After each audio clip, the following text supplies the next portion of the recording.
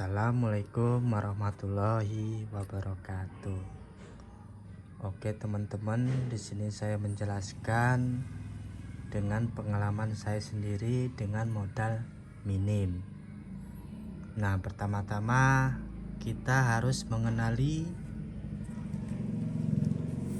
herbisida, insektisida, dan fungisida.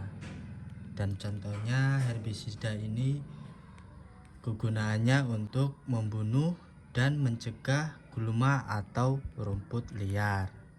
Dan cara penggunaannya, pestisida ini dilakukan secara rutin dalam waktu tertentu, teman-teman. Nah, contohnya herbisida ini ada Askon, ada Gramason, Prestara, Primajos, dan selanjutnya Lindomin, dan ada juga Primajos, Sirendi, dan Tabas. Dan di sini juga ada Ralang, Cifos, dan Kayabas sama Kalaris. Dan yang kedua itu adalah insektisida.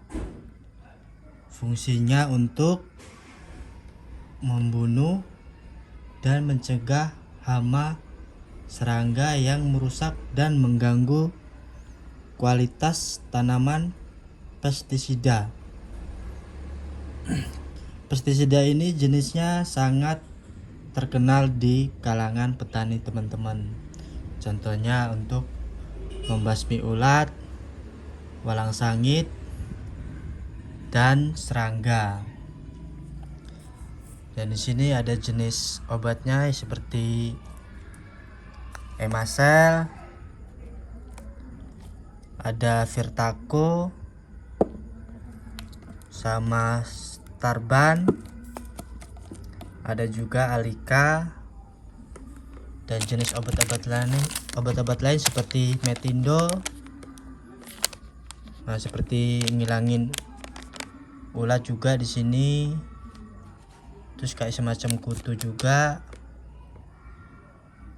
Dan juga ada Cruiser ya, teman-teman. Dan yang ketiga itu fungisida. Nah, fungisida ini contohnya kayak seperti Atrakol, Admit, Target, dan Skor. Nah, kita harus memahami 3 fungsi ini, teman-teman. Jadi yang kedua, kita harus mengenali kenalan musiman, teman-teman. Nah, jadi di tempat kalian tuh musim apa? Contohnya seperti itu. Sekarang kalau di tempat kami ini musim jagung. Nah, biasanya kalau mau menanam jagung itu orang petani itu biasa harus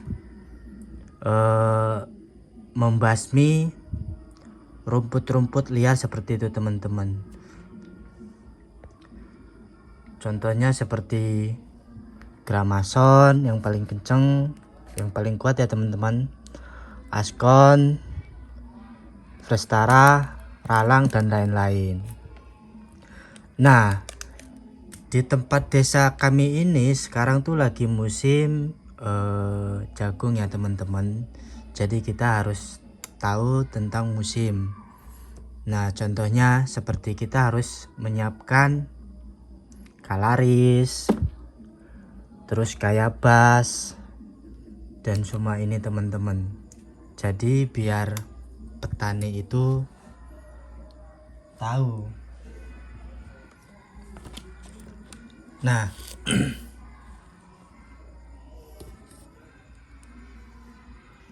yang ketiga itu kita harus tahu kesukaan petani ya, teman-teman.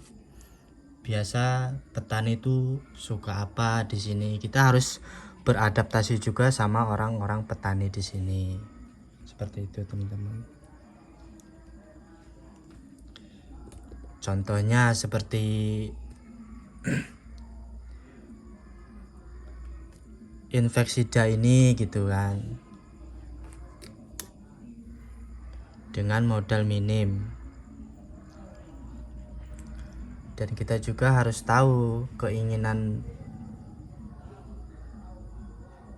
pertanian gitu apa gitu. Jadi kita bisa stok barang-barang yang harus diperlukan musim ini gitu kan.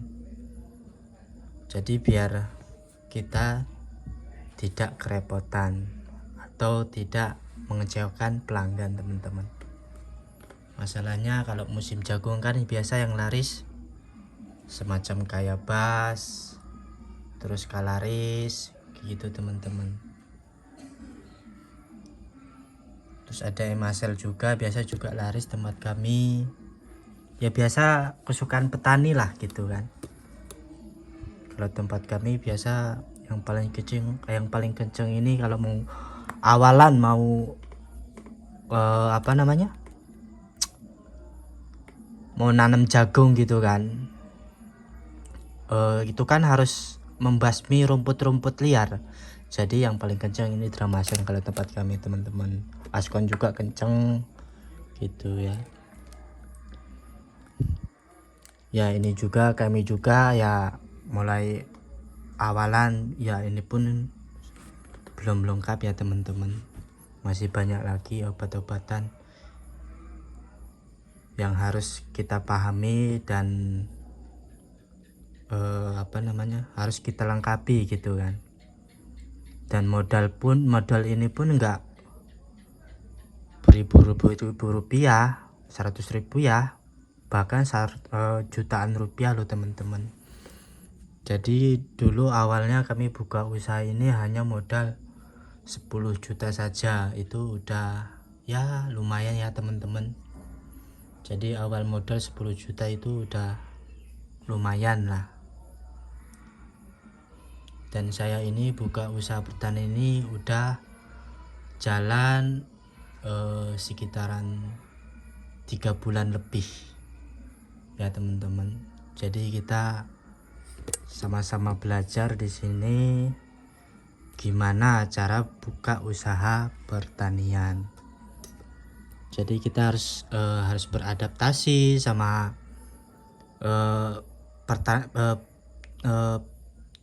petani yang di sini gitu kan teman-teman. Jadi biasa kita harus tanya sama orang petani, biasa di sini apa sih yang yang kenceng di sini, apa sih yang biasa orang beli di sini ya teman-teman. Kita harus beradaptasi juga sama orang sekitaran di sini. Jadi ya itu tadi ya teman-teman, dengan modal minim ya alhamdulillah itu sudah lumayan cukup. Dan ya untungnya ya lumayan, terkadang untung 5.000, 2.000, 1.000 ya teman-teman ya. Dan kita ngambil nggak banyak-banyak untuk keuntungannya. Jadi ya seperti ini ya teman-teman ya. Mari kita sama-sama belajar dan ya intinya sama-sama belajar ya teman-teman. Jadi ini pengalaman saya dengan modal minim ya teman-teman.